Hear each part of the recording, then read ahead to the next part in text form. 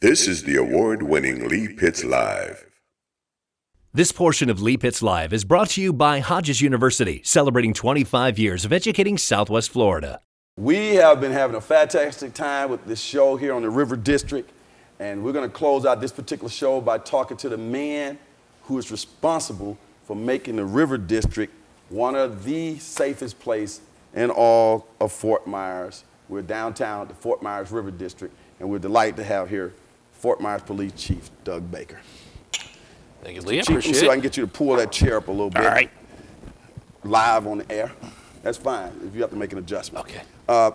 Before we get started, hot in the news, Charleston, South Carolina, unarmed black man running away, white police officer shoots him in the back. Is there anything in the law that allows a police officer to shoot a fleeing person?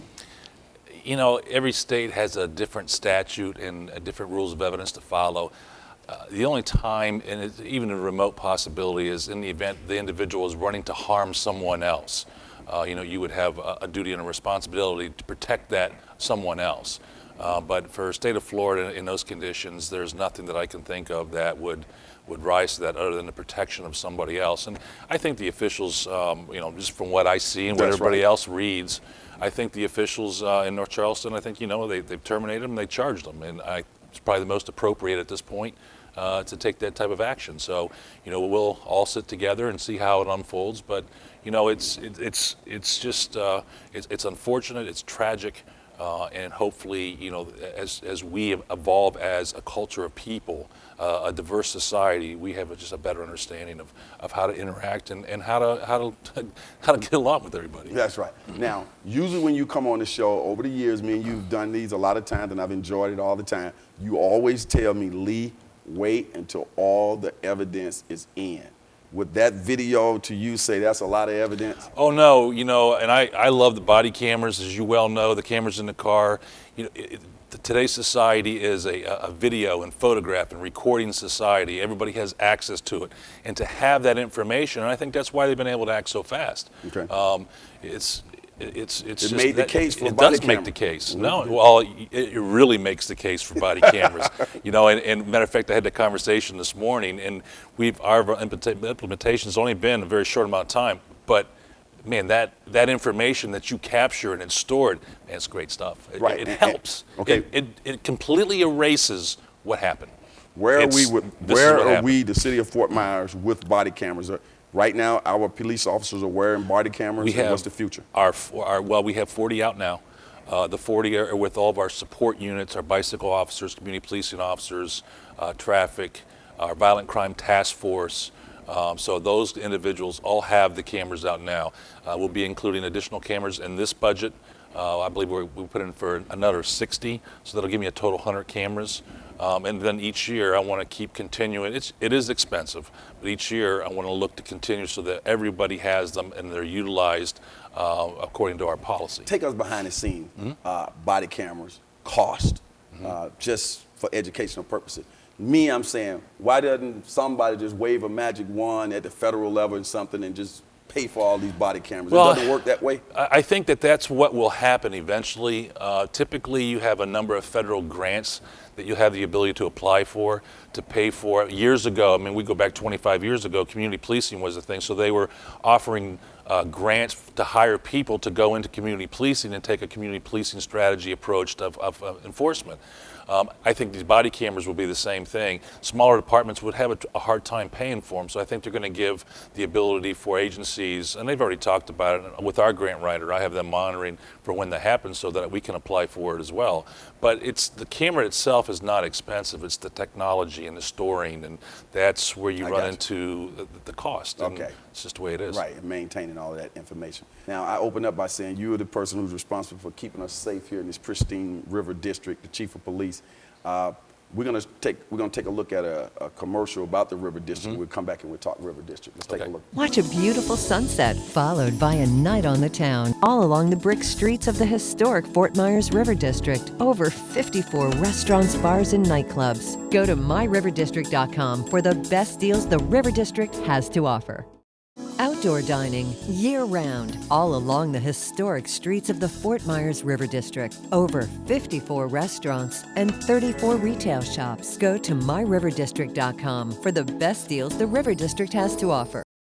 That commercial was really excellent. People were having a great time. Looked like it was pretty safe, you know, and participating in all the activities that take place here at night and in the daytime. What's your thoughts about the safety here and police patrol on those, I think, the bicycles downtown? Right. Well, we have 3 or 4 officers that are patrol this area night and day. They're on bikes. They're very easy to find. They got the yellow and black shirts on. And I wanted to select a shirt that is easily identifiable when it's bright. You can recognize it from a distance. But they do a great job. I mean, there's a lot of people that come in and out of downtown morning, noon, and night.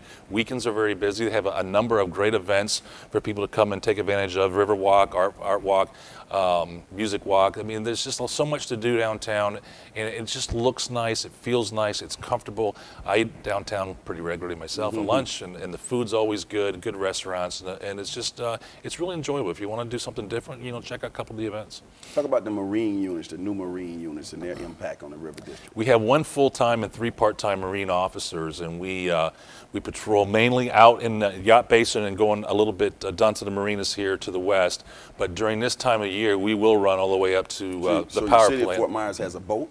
Yes, we have a Donzi. Yeah, it's a couple ways down up on the lift. But we do a lot of manatee work. We do a lot of safe boating. I see. You have during the winter months, obviously the water gets warmer up in the river, so the manatees and that come up. So there's a lot of restrictions for that, and a lot of people just don't know. If you're not from here, you're not familiar with what the rules are. So we try to make sure that we're educating the public, and we work on a marine task force with all the other neighboring agencies. And you might see our boat down by the Span, the Causeway Span, Picnic Island, places like that. But they do a lot of good work. There's a lot to do, a lot of water. I mean, we're on the water, so it's been very beneficial for us. Mm-hmm. You were fortunate enough to make a quick arrest on Palm Beach Boulevard recently. And how important is it that the citizens or witnesses come forward and be a part of that process? Well, it's extremely important. If I have an eyewitness that makes the identification and we're able to corroborate that through evidence collected at the scene, I'm in a position to make an arrest quicker. And as you well know, the homicides and violent crime have been a priority for us over the last 6 years. We had a spike a handful of years ago, and it's been busy again this year. I mean, we just have individuals, unfortunately, that are involved in drug-related issues or robbery-related issues, and they have firearms. And they are violent. They have a violent past. So whenever we can make an arrest and hold somebody accountable, I think that's obviously that's what we want to. That's what's need to happen. So that's what we're really focused on. And Go to I really that think website, there's a way that you can do things anonymously with the police that's correct. department. You can call in anonymously, but I don't want to leave a confusion. Just by providing that does not mean that we can go out and automatically arrest somebody. It gives us an identity of who we can start to look at and focus at, but it doesn't establish probable cause of when we can go out and arrest. We really need those eyewitness testimonies, and then comparing that to what evidence it is and what we do know. And it makes these cases stronger for prosecution. And then, of course, we're looking for a conviction and sentencing. So. And that was really good that you mentioned that, because we have a current event that happened. Just so happened somebody took a video camera of that incident in South Carolina, and that's moving the process along fast. Well, and without that, cell phone picture. right? Without that, what would have happened? What would happen? And that's coming from the chief. Yeah. Chief, it's always good to get you on Lee Pitts Live. Continue to keep us safe. Always appreciate and, it. we're glad to be down here in the River District. That is just spectacular. Thanks for all your Thank great you. work. Appreciate it. Okay.